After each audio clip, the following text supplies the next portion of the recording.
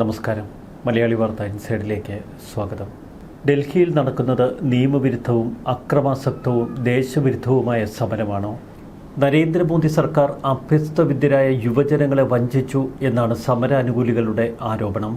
ഡൽഹിയിൽ സമരത്തിനെത്തിയ കേരളത്തിലെ CPM നേതാക്കളെ നോക്കി BJP നേതാക്കൾ പരിഹസിക്കുന്നു. കഴിഞ്ഞ 10 വർഷക്കാലം പാർട്ടി നേതാക്കളുടെ ഭാര്യമാരും മക്കളും പാർട്ടി പ്രവർത്തകരുമൊക്കെ പിൻവാതിൽ നിയമനത്തിലൂടെ സർക്കാർ ജോലിയിൽ പ്രവേശിച്ചപ്പോൾ നിങ്ങൾ എവിടെയായിരുന്നു? കേരളത്തിലെ ലക്ഷക്കണക്കിന് യുവതീ-യുവാക്കളെ വഞ്ചിച്ച് അവർ ഡൽഹിയിൽ സമരത്തിനെത്തിയിരിക്കുന്നു. PSC ക്രമക്കേടുകളെക്കുറിച്ച് നിങ്ങൾക്ക് എന്തു പറയാനുണ്ട്? നീറ്റ് പരീക്ഷയുടെ ചോദ്യപേപ്പർ ചോർന്നു എന്നത് സത്യമാണ്. വിവിധ സംസ്ഥാനങ്ങളിലെ ഉദ്യോഗസ്ഥരും പരീക്ഷ നടത്തിപ്പുകാരുമൊക്കെയാണ് ഈ ഒരു പ്രോഗ്രാമിന് പിന്നിൽ. ചോദ്യപേപ്പർ ചോർച്ചയുടെ പിന്നിൽ പ്രവർത്തിച്ചവരെ കണ്ടെത്തി അവരെ ശിക്ഷിക്കുകയാണ് സർക്കാരിൻ്റെ ഉത്തരവാദിത്വം. ഇവർക്കെതിരെ കേസെടുത്ത് അന്വേഷണം നടത്തിവരികയാണ്. ഇക്കാര്യത്തിൽ ധാർമ്മികമായ ഉത്തരവാദിത്വം കേന്ദ്ര സർക്കാരിനുണ്ട്. തെറ്റ് ചെയ്ത ഒരാളും രക്ഷപ്പെടാൻ പോകുന്നില്ല.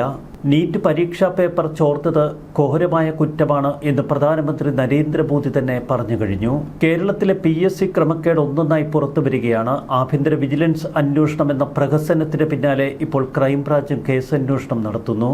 ഡൽഹിയിൽ ഇപ്പോൾ നടക്കുന്ന സമരങ്ങൾക്ക് പിന്നിലെ രാഷ്ട്രീയ ലക്ഷ്യങ്ങളെക്കുറിച്ചുള്ള ചോദ്യങ്ങളും മറുവശത്ത് ഉയർന്നു വരുന്നു. പ്രക്ഷോഭത്തിന്റെ പ്രധാന ലക്ഷ്യം എന്തെന്ന ചോദ്യം. കേന്ദ്ര സർക്കാരിനെ സമ്മർദ്ദത്തിലാഴ്ത്തുക എന്നതാണ് സമരത്തിന് പിന്നിലെ വസ്തുത. ഡൽഹിയിൽ രക്തസാക്ഷികളെ സൃഷ്ടിച്ച് രാജ്യവ്യാപക വികാര പ്രക്ഷോഭത്തിന് വഴിയൊരുക്കുകയാണ് ഈ സമരത്തിന് പിന്നിലുള്ളവരുടെ യഥാർത്ഥ ലക്ഷ്യം. 50-ലധികം പോലീസ് ഉദ്യോഗസ്ഥർക്ക് പരിക്കേറ്റിട്ടും ഡൽഹി പോലീസ് വലിയ തോതിൽ ബലം പ്രയോഗിക്കാതെ സംയമനം പാലിച്ചു എന്ന് BJP നേതൃത്വം പറയുന്നു. പോലീസ് ശക്തമായി തിരിച്ചടിച്ചിരുന്നു എങ്കിൽ നിരവധി ജീവനുകൾ പൊലിയുമായിരുന്നു. ഡൽഹിയിൽ സമരം നടക്കുമ്പോൾ മറുവശത്ത് ചില സെലിബ്രിറ്റികളും സോഷ്യൽ മീഡിയ ഇൻഫ്ലുവൻസർമാരും ഒരേ സ്വരത്തിൽ പോലീസ് നടപടിക്കെതിരെ പ്രതികരിക്കുന്നു. പ്രതികരണങ്ങളുടെ പൊതു സ്വഭാവം നോക്കുമ്പോൾ അതിൽ അസ്വാഭാവികതയുണ്ട്.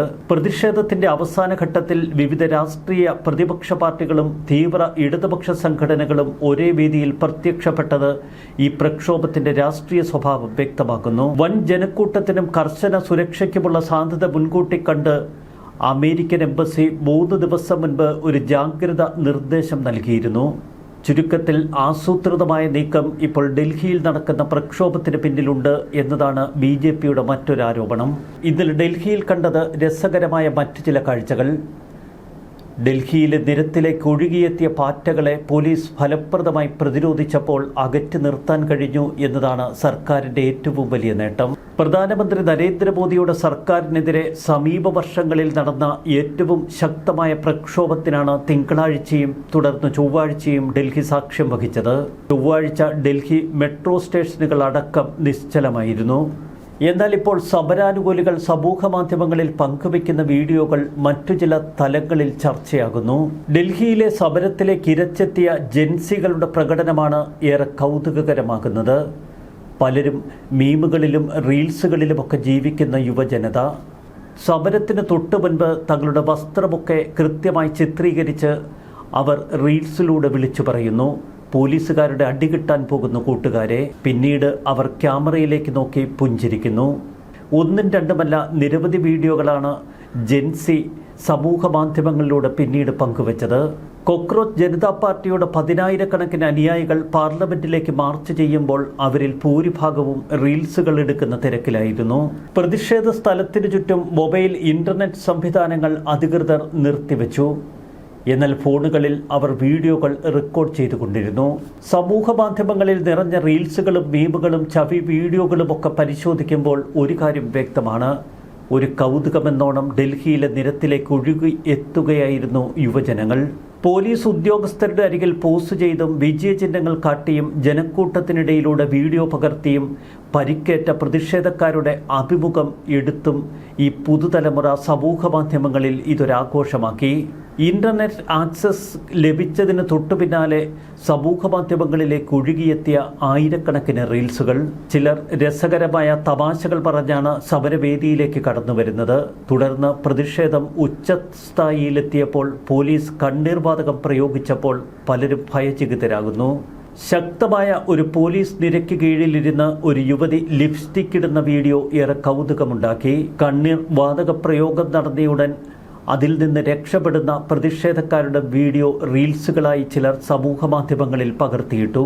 ചുരുക്കത്തിൽ ഓൺലൈനിൽ ഈ സമരം കാണുന്ന പലർക്കും ഇതൊരു നർമ്മം കലർന്ന പ്രതിഷേധ പ്രകടനമായി തോന്നുന്നു. വീഡിയോകൾ ചിത്രീകരിക്കുന്ന യുവാക്കൾക്കും യുവതികൾക്കുമൊക്കെ മറ്റൊരു കൗതുകകരമായ സംഭവം എന്നത് മാത്രം. ഓൺലൈനിൽ വളർന്നു വന്ന ഒരു തലമുറ പ്രതിഷേധം എങ്ങനെ പ്രകടിപ്പിക്കുന്നു എന്നതേറെ കൗതുകമുണ്ടാക്കും. പഴയ തലമുറ രാഷ്ട്രീയ ജീവിതത്തെ ദൈനംദിന ജീവിതത്തിൽ നിന്ന് അത്ര കണ്ട് വേർപെടുത്തിയിരുന്നില്ല. ഇളയ തലമുറ അവരുടെ മീമുകൾ, കുടുംബചിത്രങ്ങൾ, റീൽസുകൾ, ദൈനംദിന യാത്രകൾ എന്നിവയ്ക്കൊപ്പം രസകരമായ മറ്റൊരു സംഭവമായി പ്രതിഷേധ പ്രകടനത്തെ കണ്ടു. ചിലർ റീൽസുകളിലൂടെ പറയുന്നു, എനിക്ക് അഡ്രിനാലിൻ ലഹരിയായിരുന്നു ഈ സമരം, ഭയം നിറഞ്ഞതായിരുന്നു.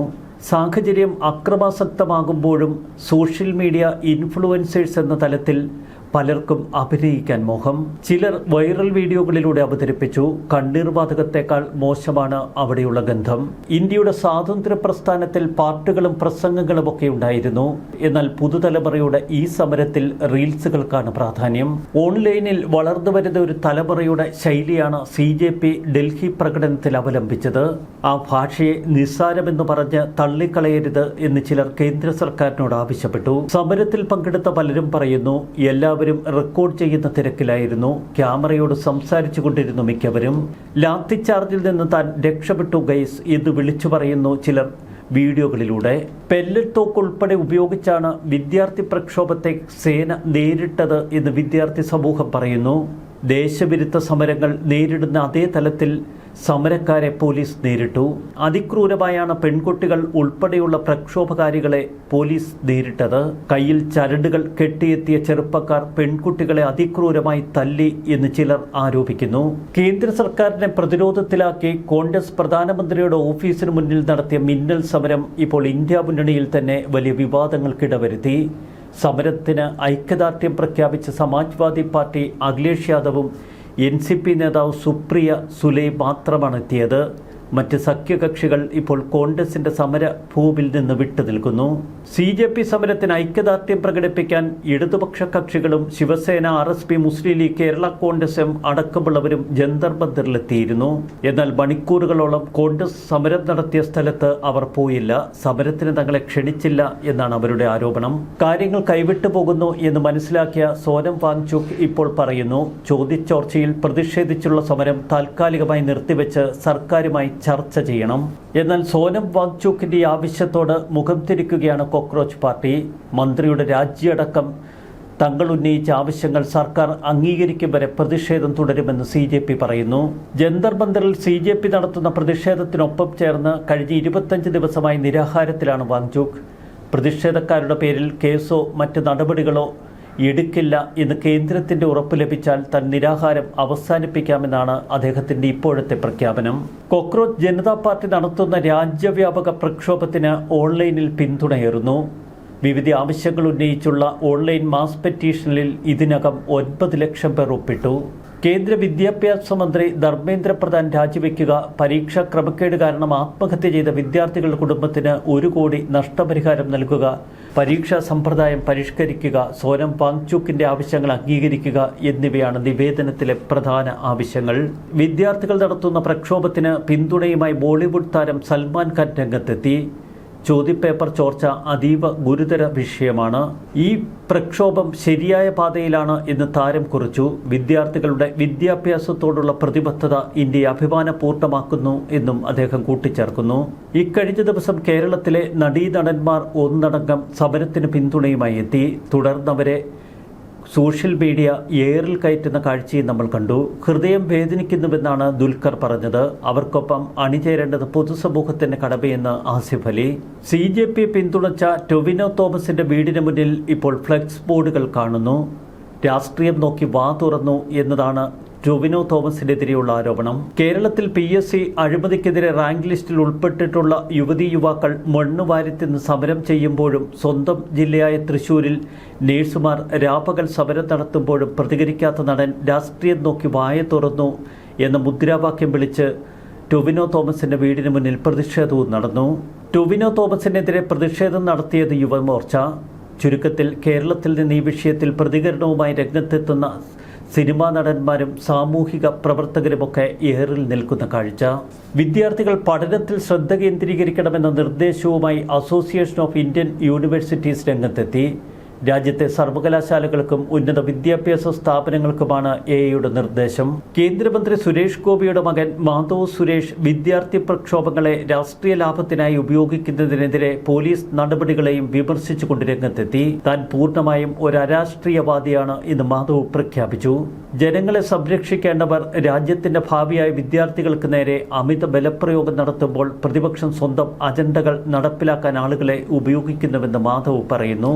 ഒരു കാര്യം വ്യക്തമാണ്, CJPയുടെ നേതൃത്വത്തിൽ ഇപ്പോൾ ഡൽഹിയിൽ നടത്തുന്ന സമരം ബുധനാഴ്ച പിന്നിട്ടതോടെ കൂടുതൽ ദുർബലമാവുകയാണ്.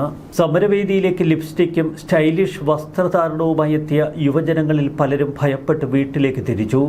കടൽ പോലെ ഇരമ്പി വന്ന അനുഭാവ പ്രസ്താവനകൾക്കപ്പുറം അവർക്ക് വലിയ പിന്തുണയും ഇപ്പോൾ സാമൂഹിക തലത്തിൽ നിന്ന് ലഭിക്കുന്നില്ല. തുടക്കം മുതൽ സമരാനുകൂലികളോട് തികഞ്ഞ അസഹിഷ്ണുതയാണ് ദേശീയ മാധ്യമങ്ങൾ പുലർത്തിയത്. ചാനലുകൾ ഇത് വലിയ വാർത്തയാക്കുന്നില്ല. BJP ഗുണ്ടകളെ ഉപയോഗിച്ച് സമരം അട്ടിമറിക്കാൻ ശ്രമിക്കുന്നുവെന്നാണ് ഇപ്പോൾ സമരാനുകൂലികൾ പറയുന്നത്. ഒരു കാര്യം വ്യക്തമാണ്, സമരം ചില കേന്ദ്രങ്ങളെ ഇപ്പോൾ തന്നെ നടുക്കത്തിലാക്കിയിരിക്കുന്നു. അതുകൊണ്ടാണ് കേന്ദ്ര സർക്കാർ എത്രയും പെട്ടെന്ന് ചർച്ചകളിലേക്ക് കടക്കാം എന്ന് ആവർത്തിച്ച് വ്യക്തമാക്കുന്നതും. ന്യൂസ് ഡെസ്ക് മലയാളി വാർത്ത ഇൻസൈറ്റ്.